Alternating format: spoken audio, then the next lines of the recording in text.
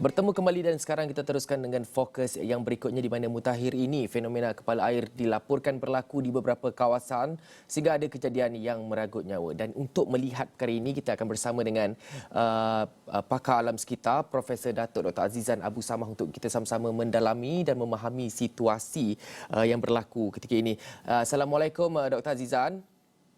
Waalaikumsalam. Terima Baik, kasih. maaf doktor. Baik, doktor, beberapa hari ini kalau kita lihat laporan media kebelakangan ini, kita lihat ada beberapa kawasan yang dilanda fenomena yang sama yang memberi fokus kepada kepala air sendiri seperti di Sungai Lubuk Ujik di Maran, di air terjun Asahan dan terbaru. Semalam kami ada laporkan juga yang berlaku di Gunung Suku Hanyut Simpang Pulai. Jadi doktor, mungkin dalam waktu ini mungkin boleh secara ringkas memberi pemahaman kepada penonton Astro Awani apakah sebenarnya situasi yang menyebabkan kepala air ini berlaku dan bagaimana nak memahamkan orang ramai bagaimana apa itu sebenarnya kejadian kepala air itu, doktor? Baik, isu kepala air ini dikaitkan dengan kejadian Ribu Peti. Dan juga kepala air ini selalunya dikaitkan dengan kawasan-kawasan yang pegunungan lah, yang tinggi. Dekat Latar, dekat air terjun dan sebagainya, dan saya rasa yang paling ketara yang kita lihat ialah apa yang berlaku di air terjun tinggi di Jerai yang baru-baru tahun lepas. Jadi kita juga ada dekat Hulu Langat. Jadi semua kawasan-kawasan tinggi dia menjadi apa yang dikatakan dalam bahasa Inggeris headwater, iaitu kepala air di mana asalnya air akan turun ke dalam sungai. Tapi yang membezakannya ialah sungai-sungai ini dia berada di kawasan tinggi. Jadi bila air turun dengan lebat di kawasan gunung, air ini selalunya kalau dia tidak ada hutan, kalau ada hutan dengan adanya orang kata vegetasi yang bersifat berlapis-lapis dapat mengurangkan momentum air hujan ini dan juga dapat mengurangkan kelajuan air larian, bukan saja air larian di permukaan tapi air larian di bawah, di air larian tanah. Dan ini akan mengurangkan masa untuk dia memasuki kita punya alur.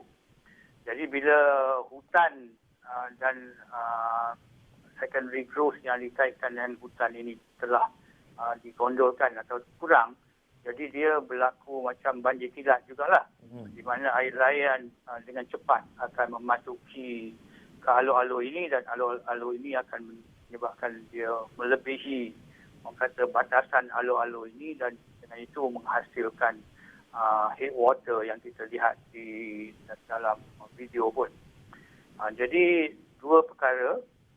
Satu ialah elevasi. Jadi bila ada elevasi, air ini akan dipecut dengan lebih kuat. Ya. Jadi air ini menjadi deras. Jadi bila air menjadi deras juga dia kuasa penghakisannya adalah lebih dan dia juga dengan banyaknya air ini akan kelajuan air juga berfungsi dengan kedalaman air. Jadi lebih dalam air, lebih deras lagi arus air tersebut. Jadi satu elevasi, satu lagi banyak mana kedalaman air itu sendiri.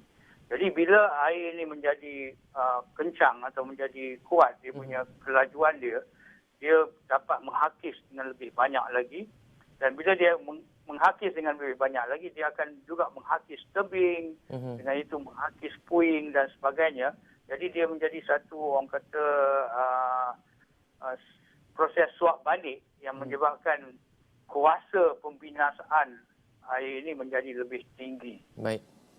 Baik, doktor, saya nak tanya juga, adakah ada kawasan-kawasan utama atau hotspot di Malaysia ini yang sudah dikategorikan berupaya ataupun berisiko untuk didatangi oleh fenomena kepala air ini, atau ianya boleh berlaku di mana-mana kawasan seperti doktor cakap tadi, kalau ada elevasi dan kawasan pergunungan di dalam hutan yang ada takungan air mungkin. Jadi adakah banyak kawasan-kawasan sebenarnya terdedah kepada kejadian kepala air ini, Doktor, sebenarnya?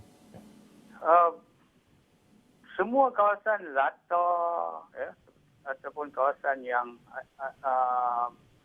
akan berisiko ke fenomena headwater ini.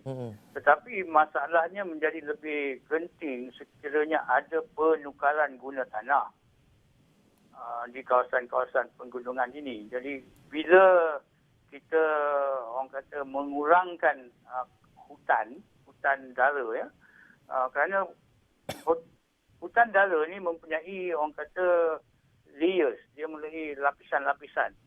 Jadi hutan dara ni dia boleh mengurangkan momentum air tersebut.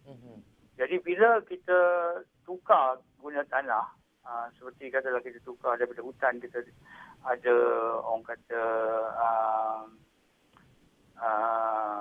tanaman halia macam apa yang tadi di Janda Baik dan sebagainya, dia akan mengurangkan rintangan-rintangan dan juga dia akan mengurangkan orang kata air yang nak masuk ke dalam tanah dan sebagainya. Jadi dia rintangan dikurangkan dan ini menyebabkan air ini cepat naik. Macam juga banjir kilat yang berlaku di Kuala Lumpur lah. Dan untuk ketika ini mungkin ramai yang mengambil peluang untuk ketika waktu hujung minggu untuk bercuti bersama keluarga, ada yang pergi masuk ke dalam hutan untuk mendaki gunung, mandi air terjun segalanya. Jadi doktor, bagaimana doktor melihat saranan kepada orang ramai untuk mengelakkan daripada mengunjungi lokasi-lokasi ini?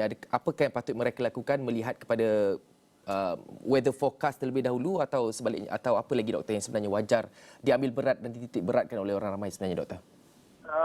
Pertamanya, kalaulah dia mendengar ada guruh di kawasan tersebut, maknanya ada ribut peti yang akan terjadi di kawasan tersebut, dia patut mula melihat kepada orang kata